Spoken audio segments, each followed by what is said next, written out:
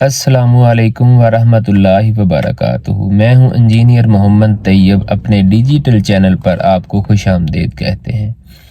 آج کی ہماری یہ ویڈیو ایک وظیفے کے بارے میں ہے۔ ہم اپنی زندگی میں بہت ساری مشکلات دیکھتے ہیں، بہت ساری پریشانیاں لاحق ہوتی ہیں مختلف صورتوں میں، کبھی کسی نقصان کی صورت میں، کبھی کوئی ایکسیڈنٹ کی صورت میں، کبھی کوئی غلط مقدمہ درج کر دے ہمارے اوپر، تو اس کی صورت میں بے شمار زندگی میں مشکلات آتی ہیں۔ ان مشکلات کے حل کے لیے آج ہم آپ کے سامنے ایک وظیفے کو پیش کرنے جا رہے ہیں۔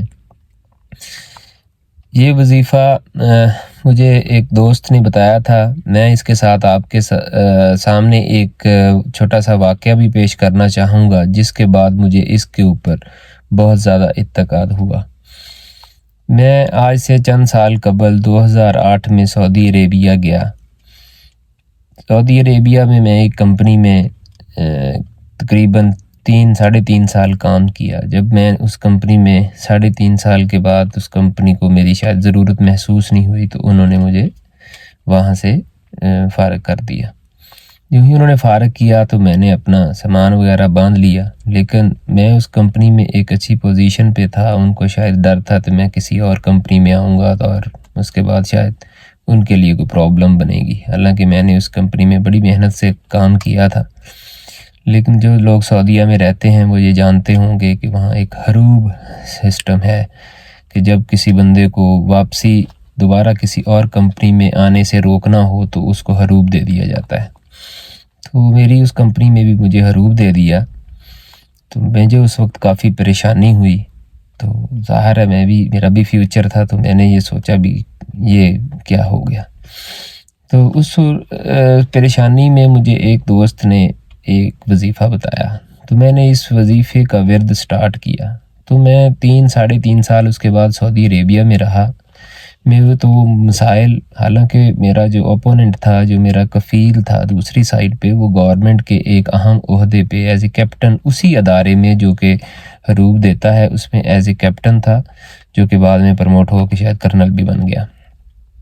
لیکن اس کے باوجود اللہ تعالیٰ نے میری اتنی ہیلپ کی کہ میں اس میں سے سرخرو ہوا اور اپنے آپ کو کلیئر کر کے واپس آیا، اور پھر میں واپس دوبارہ دوسری کمپنی میں چلا گیا۔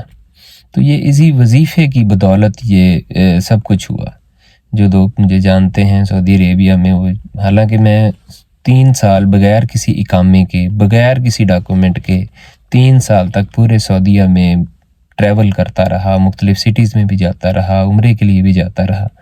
جب بھی میں کسی چیک پوسٹ کے پاس سے گزرتا، یا ویسے بھی جب بھی میں ڈرائیو کرتا، تو سب سے زیادہ ڈر ڈرائیونگ کے دوران ہی ہوتا ہے کہ چیک پوسٹیں بہت زیادہ ہوتی ہیں۔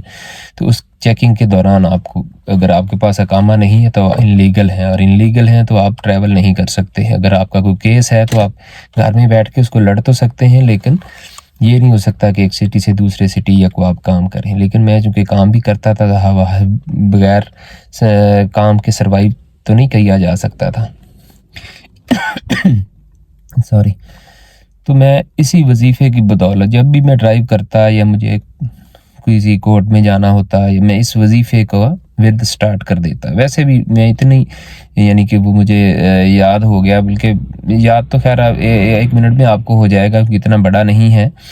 لیکن جب بھی میں سفر کرتا کسی دوران، تو میں اس کو اپنی زبان پہ لے آتا اور میں اس کا ورد کرتا رہتا، اور میں 3.5 سال اسی کلمے کی بدولت ہی میں یہ سمجھتا ہوں کہ میں سعودی عربیہ میں رہا اور میری تمام مشکلات کا حل ہو گیا۔ تو اس لیے مجھے اس کے اوپر بہت زیادہ ایمان ہے۔ اس لیے میں نے سوچا کہ کیوں نہ آپ کے ساتھ بھی شیئر کیا جائے، کیونکہ زندگی میں بہت ساری مشکلات آتی ہیں۔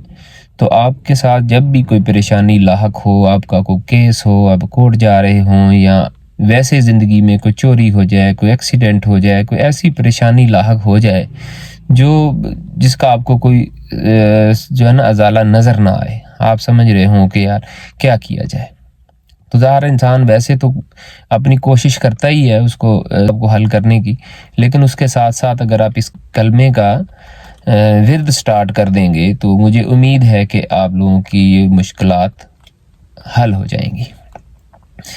تو آگے بڑھتے ہیں۔ تو یہ کلمہ یا حیو یا قیوم برحمتک استغیث، یا حیو یا قیوم برحمتک استغیث، یہ کلمہ ہے، یہ آپ یاد کر لیجئے۔ اس کلمے کے بارے میں ایک حدیث بھی ہے، حضرت انس بن مالک فرماتے ہیں کہ نبی کریم صلی اللہ علیہ وآلہ وسلم کو جب بھی کوئی پریشانی ہوتی تو وہ اس کلمے کا ورد کرتے، یا حیو یا قیوم برحمتک استغیث۔ تو جب نبی کریم صلی اللہ علیہ وآلہ وسلم اپنی پریشانیوں کے حل کے لیے اس کلمے کا بہت زیادہ ورد کرتے تھے، تو ہمیں بھی چاہیے کہ ہم اپنی ان پریشانیوں کو حل کے لیے اللہ کی طرف رجوع کریں اور اس کلمے کا ورد کریں تاکہ اللہ تعالی ہماری مشکلات آسان کرے۔ وآخر دعوانا الحمدللہ رب العالمین۔ ہم آپ سے اجازت چاہتے ہیں، اللہ نگہبان۔